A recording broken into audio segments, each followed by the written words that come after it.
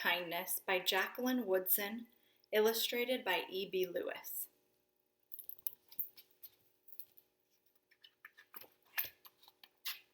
That winter, snow fell on everything, turning the world a brilliant white. One morning, as we settled into our seats, the classroom door opened and the principal came in. She had a girl with her and she said to us, "This is Maya." Maya looked down at the floor. I think I heard her whisper hello. We all stared at her. Her coat was open and the clothes beneath it looked old and ragged. Her shoes were spring shoes, not meant for the snow. A strap on one of them had broken. Our teacher, Miss Albert, said, "Say good morning to our new student." But most of us were silent. The only empty seat was next to me. That's where our teacher put Maya.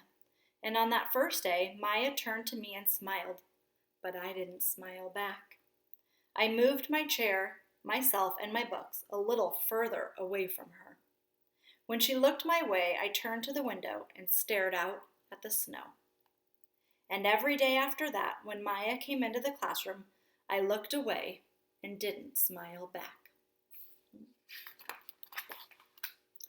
My best friends that year were Kendra and Sophie. At lunchtime, we walked around the schoolyard, our fingers laced together, whispering secrets into each other's ears.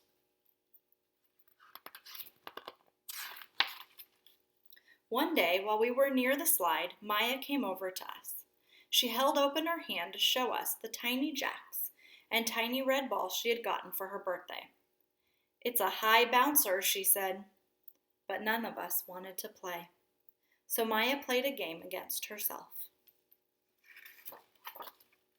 That afternoon, when we got back into the classroom, Maya whispered to me, "Bet you can't guess who the Jacks champion of the world is." Behind me, Andrew whispered, "Chloe's got a new friend, Chloe's got a new friend." "She's not my friend," I whispered back. The weeks passed. Every day we whispered about Maya, laughing at her clothes, her shoes, the strange food she brought for lunch. Some days Maya held out her hand to show us what she had brought to school. A deck of cards, pickup sticks, a small tattered doll. Whenever she asked us to play, we said no. The days grew warmer and warmer. The pond thawed. Grass began growing where snow had once been. One day, Maya came to school wearing a pretty dress and fancy shoes. But the shoes and the dress looked like they had belonged to another girl before Maya. "I have a new name for her," Kendra whispered. "Never knew. Everything she has came from a secondhand store." We all laughed. Maya stood by the fence. She was holding a jump rope but did not come over to ask if we wanted to play. After a while, she folded it double, rolled the ends around each hand, and started jumping. She jumped around the whole schoolyard without stopping.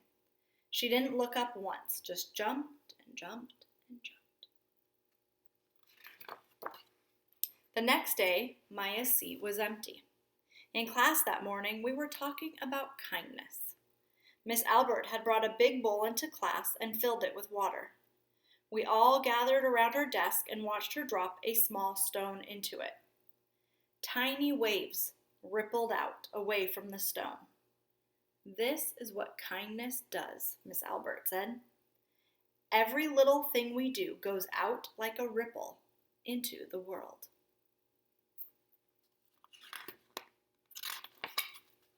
Then Miss Albert let us each drop the stone in as we told her what kind things we had done. Joseph had held the door for his grandmother.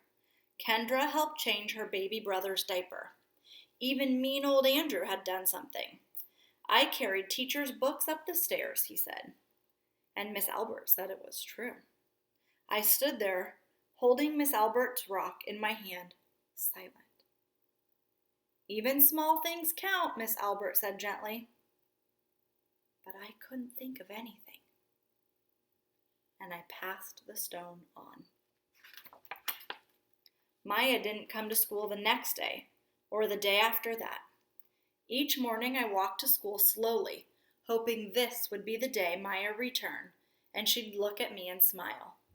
I promised myself this would be the day I would smile back. Each kindness, Miss Albert said, makes the world a little bit better. But Maya's seat remained empty.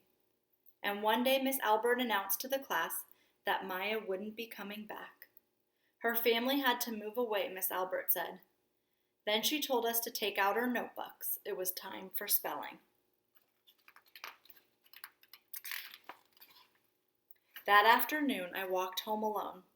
When I reached the pond, my throat filled with all the things I wish I would have said to Maya. Each kindness I had never shown. I threw small stones into it over and over, watching the way the water rippled out and away, out and away. Like each kindness done and not done, like every girl somewhere holding a small gift out to someone, and that someone turning away from it. I watched the water ripple as the sun set through the maples, and the chance of a kindness with Maya became more and more forever gone.